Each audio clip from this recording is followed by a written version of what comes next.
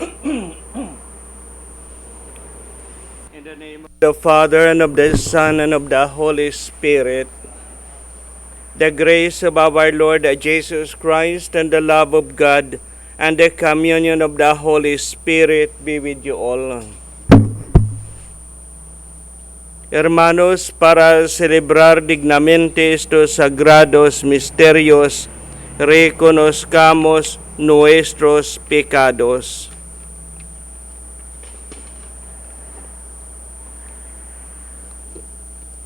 Yo confieso ante Dios Todopoderoso y ante ustedes, hermanos, que he pecado mucho de pensamiento, palabra, obra y omisión, por mi culpa, por mi gran culpa. Por eso ruego a Santa María, siempre Virgen, a los ángeles, a los santos, y a ustedes, hermanos, que intercedan por mí ante Dios nuestro Señor. Dios Todopoderoso, tenga misericordia de nosotros, perdone nuestros pecados y nos lleve a la vida eterna. Lord, have mercy. Christ, have mercy. Lord, have mercy. Oremos. Señor Dios, de quien nos viene la redención y a quien debemos la filiación adoptiva, protege con bondad a los hijos que tanto amas, para que todos los que creemos en Cristo obtengamos la verdadera libertad y la herencia eterna. Por nuestro Señor Jesucristo, tu Hijo, que vive y reina contigo en la unidad del Espíritu Santo, es Dios por los siglos de los siglos.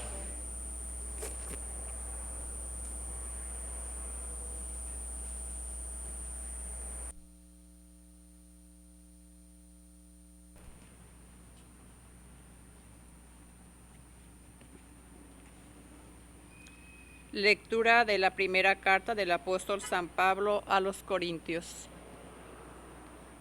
Queridos hermanos, ¿es vos común que hay entre ustedes un caso de inmoralidad tan grande que ni entre los paganos existe?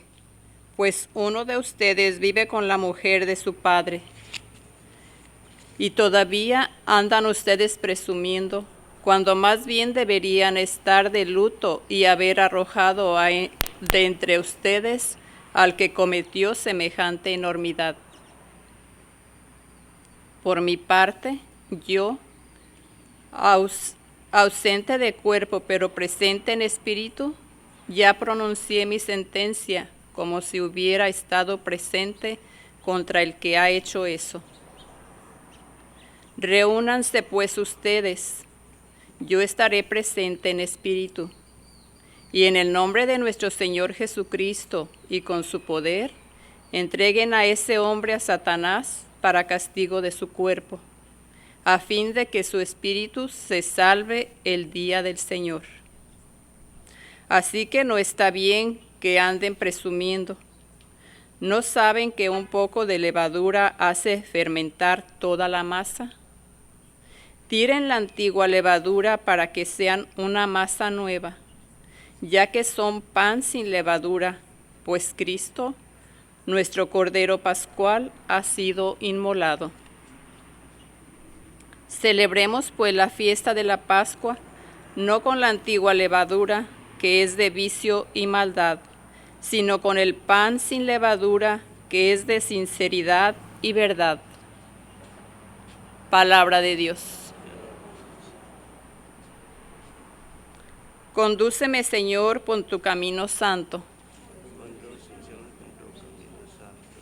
Tú no eres, Señor, un Dios al que pudiera la maldad agradarle, ni el malvado es tu huésped, ni ante ti puede estar el arrogante. Condúceme, Señor, por tu camino santo. Al malhechor detestas y destruyes, Señor, al embustero. Aborreces al hombre sanguinario y a quien es traicionero. Condúceme, Señor, por tu camino santo. Que se alegren con júbilo eterno los que se acogen a ti. Protégelos, que se regocijen los que te aman. Condúceme, Señor, por tu camino santo.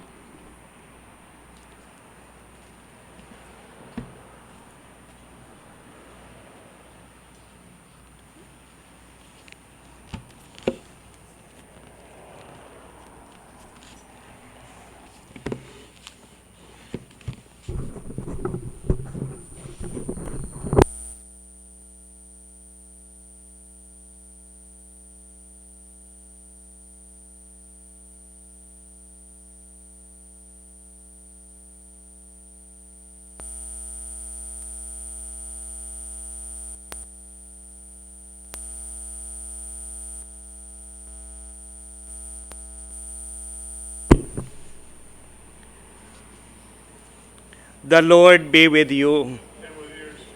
A reading from the Holy Gospel according to Luke.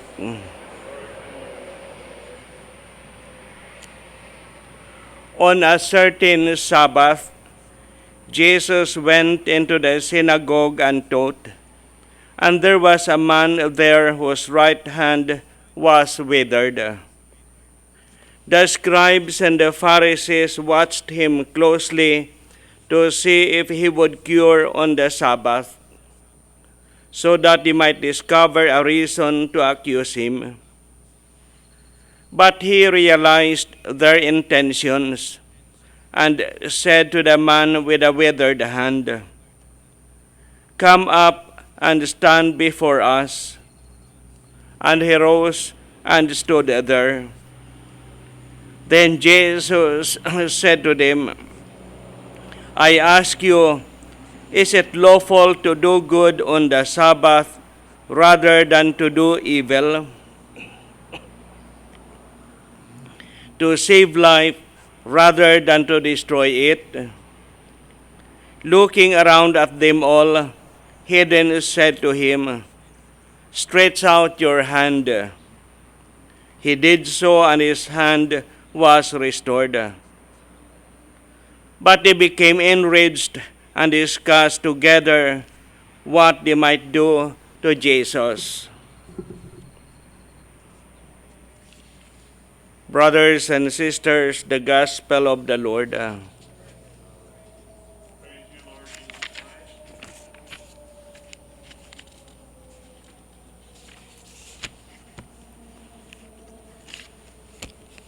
Today, our Lord provides us with an example of the freedom which we speak so much about.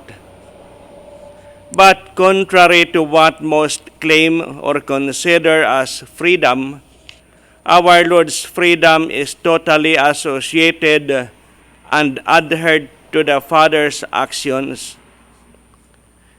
He will say, as we can read in the Gospel of John, and I quote, "I tell you the truth, the Son of Man or the Son can do nothing by himself.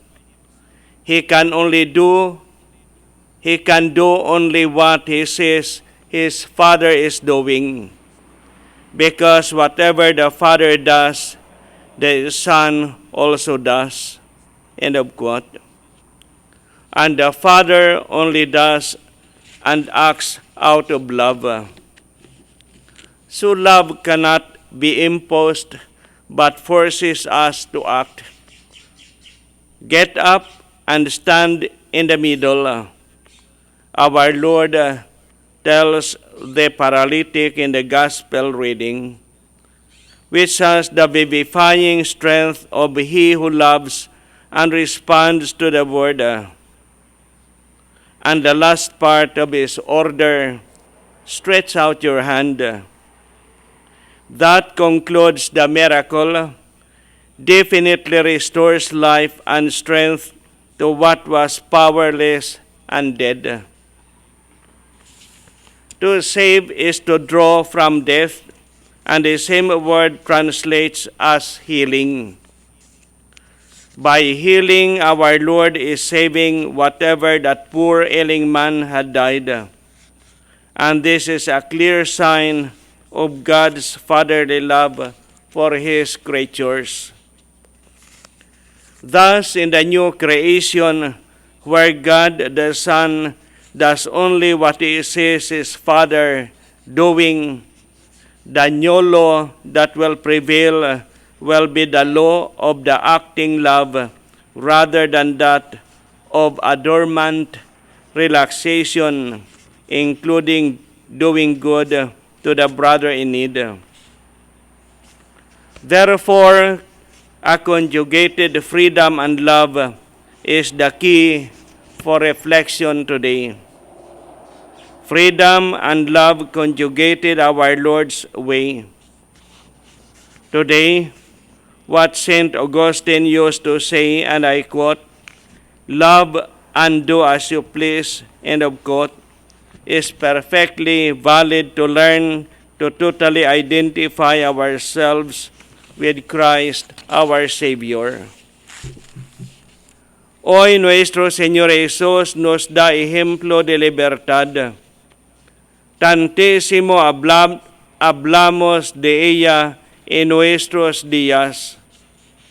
Pero a diferencia de lo que hoy se pregona y hasta se vive como libertad, la de nuestro Señor Jesús es una libertad totalmente asociada y adherida a la acción del Padre. Él mismo dirá: "Os aseguro que el Hijo del Hombre no puede hacer nada por sí mismo, sino solamente lo que ve hacer al Padre. Lo que hace el Padre, lo hace el Hijo. El Padre solo obra, solo actúa por amor. El amor no se impone, pero hace actuar. Moviliza devolviendo con amplitud la vida, con amplitud de vida. Aquel mandato de nuestro Señor Jesús: levántate y ponte ahí en medio. Tiene la fuerza recreadora del que ama, y por la palabra obra. Más aún el otro: extiende tu mano, que termina logrando el milagro. Restablece definitivamente la fuerza y la vida a lo que estaba débil y muerto. Salvar es arrancar de la muerte, es la misma palabra que se traduce por sanar.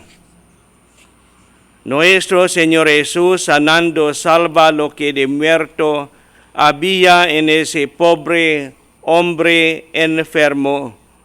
Eso es un claro signo del amor de Dios Padre para con sus criaturas. Así, en la nueva creación, en donde el Hijo no hace otra cosa más que lo que ve hacer al Padre, la nueva ley que imperará será la del amor que se pone por obra, y no la de un descanso que inactiva, incluso para hacer el bien al hermano necesitado.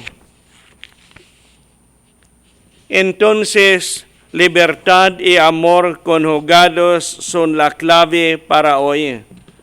Libertad y amor conjugados a la manera de nuestro Señor Jesús.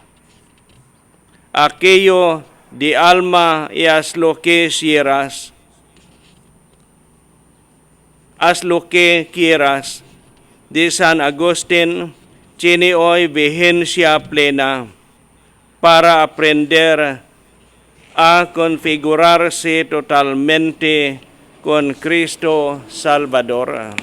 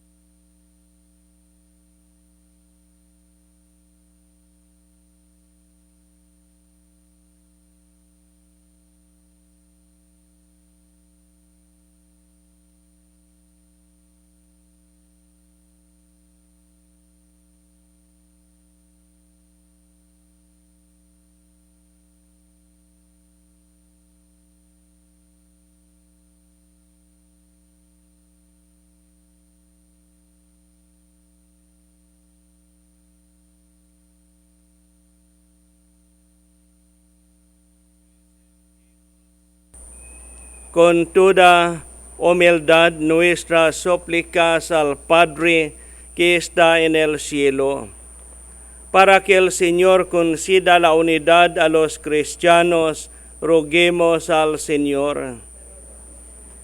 Para que desaparezca el odio en el mundo, roguemos al Señor. Para que el Señor fortalezca a los débiles y alivie a los ancianos, roguemos al Señor. Para que admita a nuestros difuntos en la asamblea de los santos, roguemos al Señor.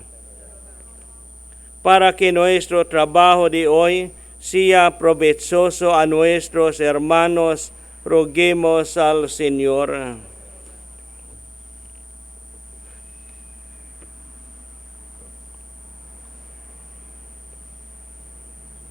Por el eterno descanso de las almas de Flora Ortiz y Evangelina Reynoso, roguemos al Señor.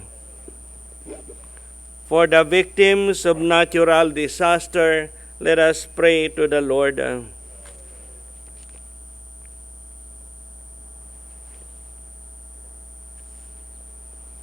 Escucha, Señor, nuestras plegarias, y aquí sin ti nada podemos.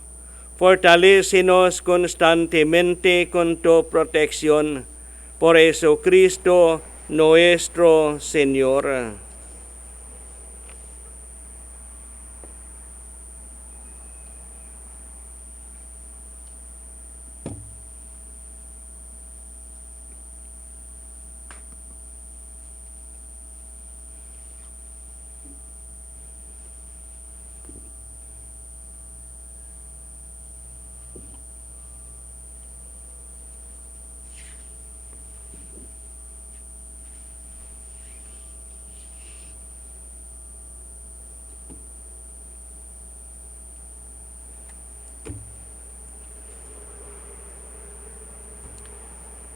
Bendito sea, Señor Dios del universo, por este pan, fruto de la tierra y del trabajo del hombre, que recibimos de tu generosidad, y ahora te presentamos, él será para nosotros pan de vida.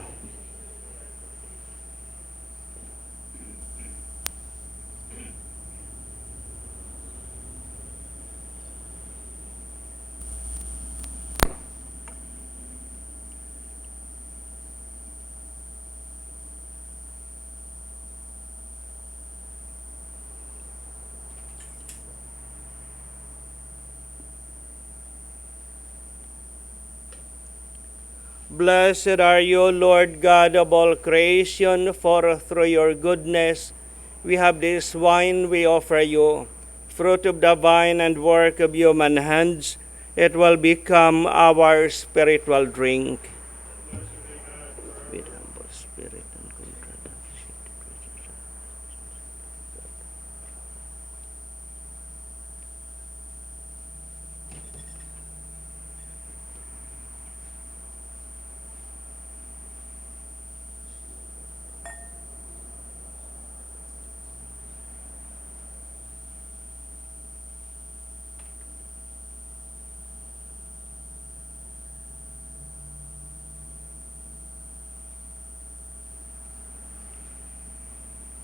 Pray, brothers and sisters, that my sacrifice and yours may be acceptable to God, the Almighty Father.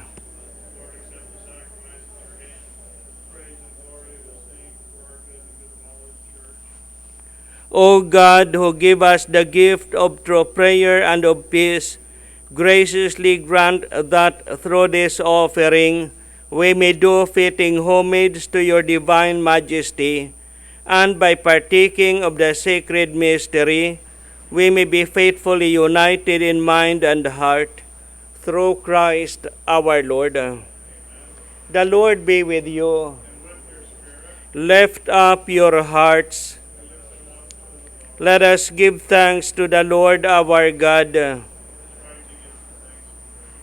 It is truly right and just, our duty and our salvation, always and everywhere to give you thanks, Lord, Holy Father, Almighty and Eternal God, through Christ our Lord. In him you have been pleased to renew all things, giving us all a share in his fullness. For though he was in the form of God, he emptied himself, and by the blood of his cross brought peace to all creation. Therefore he has been exalted above all things, and to all who obey him has become the source of eternal salvation. And so with angels and archangels, with thrones and dominions, and with all the hosts and powers of heaven, we sing the hymn of your glory, as without end we acclaim. Holy, holy, holy Lord, God of hosts, heaven and earth are full of your glory. Hosanna in the highest. Blessed is he who comes in the name of the Lord. Hosanna in the highest. You may remain standing.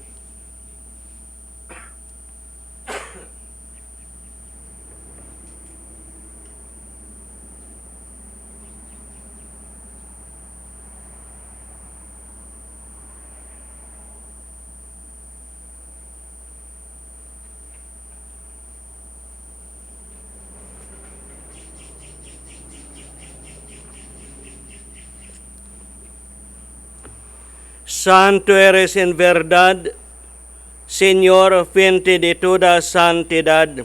Por eso te pedimos que santifiques estos dones con la efusión de tu Espíritu, de manera que se conviertan para nosotros en el cuerpo y la sangre de Jesucristo, nuestro Señor, el cual, cuando iba a ser entregado a su pasión voluntariamente aceptada, tomó pan, dándote gracias, lo partió y lo dio a sus discípulos diciendo,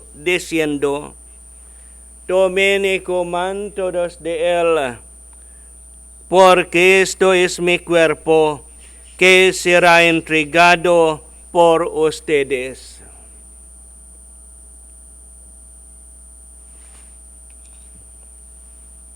Del mismo modo, acabada la cena, tomó el cáliz y dándote gracias de nuevo, lo pasó a sus discípulos diciendo, tomen y beban todos de él, porque este es el cáliz de mi sangre, sangre de la alianza nueva y eterna, que será derramada por ustedes y por muchos, para el perdón de los pecados.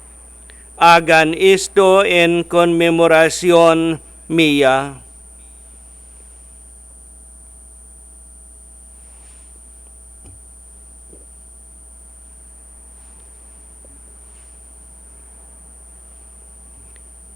Este es el misterio de la fe. Anunciamos tu muerte, proclamamos tu resurrección. Ven, Señor Jesús. Así pues, Padre, al celebrar ahora el memorial de la muerte y resurrección de tu Hijo, te ofrecemos el pan de vida y el cáliz de salvación. Y te damos gracias porque nos haces dignos de servirte in tu presencia.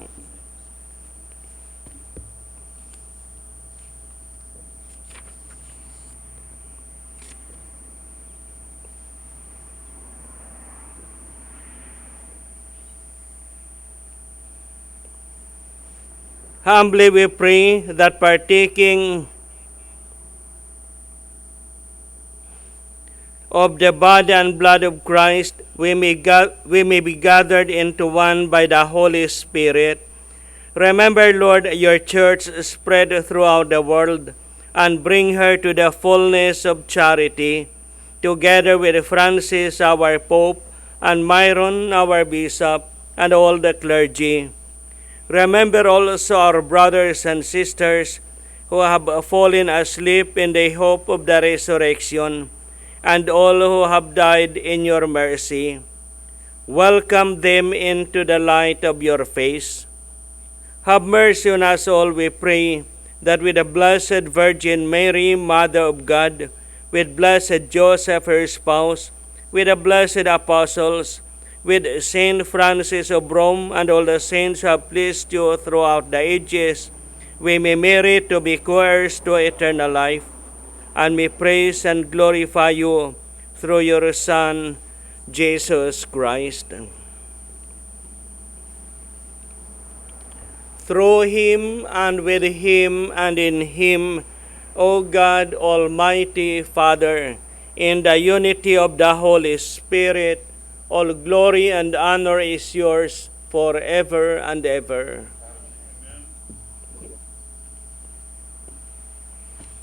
Fieles a la recomendación del Salvador y siguiendo su divina enseñanza, nos atrevimos a decir: Padre nuestro que estás en el cielo, santificado sea tu nombre, venga a nosotros tu reino, hágase tu voluntad en la tierra como en el cielo. Danos hoy nuestro pan de cada día, perdona nuestras ofensas, como también nosotros perdonamos a los que nos ofenden. No nos dejes caer en la tentación y líbranos del mal. Líbranos de todos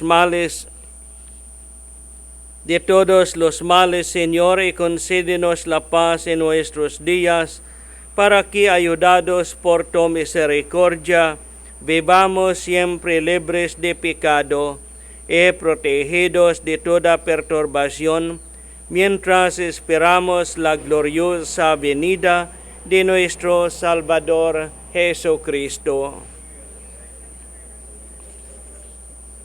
Señor Jesucristo, que diste a tus apóstoles, la paz les dejo, mi paz les doy. No tengas en cuenta nuestros pecados, sino la fe de tu iglesia, y conforme a tu palabra, concédele la paz y la unidad, tú que vives y reinas por los siglos de los siglos. La paz del Señor esté siempre con ustedes.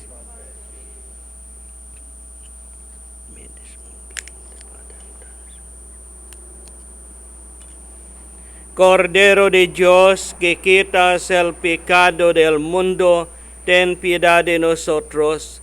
Cordero de Dios, que quitas el pecado del mundo, ten piedad de nosotros. Cordero de Dios, que quitas el pecado del mundo, danos la paz.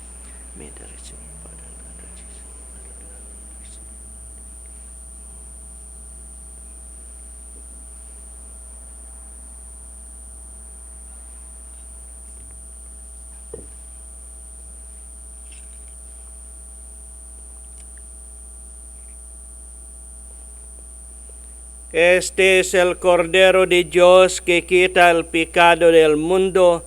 Dichosos los invitados a la cena del Señor. Señor, no soy digno de que entres en mi casa, pero una palabra tuya bastará para sanarme.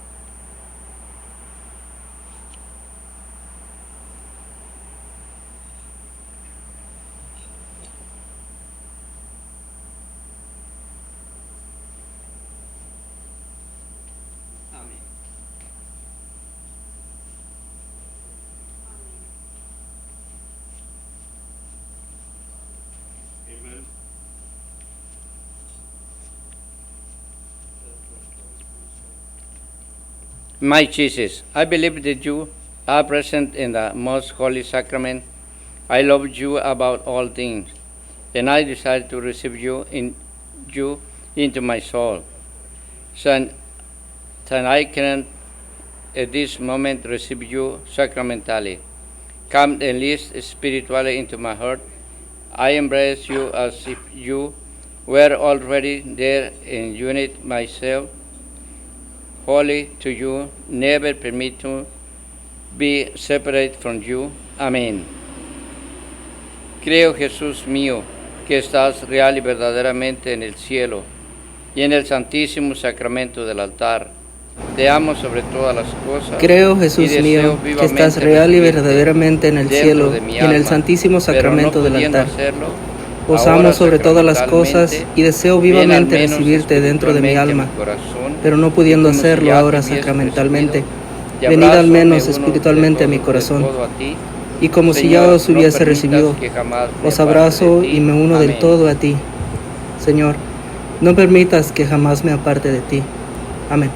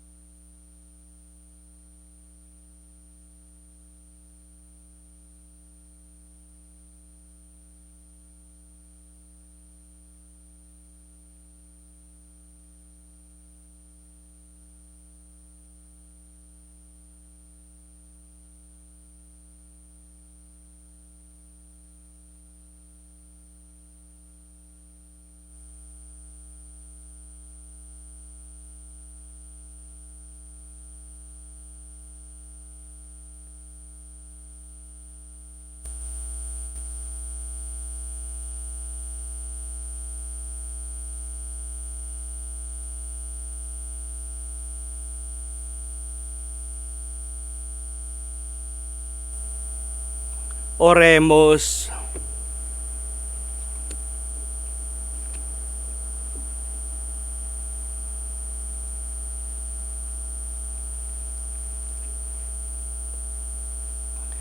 Concede, Señor, a tus fieles, a quienes alimentas y vivificas con tu palabra el sacramento del cielo, aprovechar de tal manera tan grandes dones de tu Hijo amado, que merezcamos ser siempre partícipes de tu vida, el que vive y reina por los siglos de los siglos.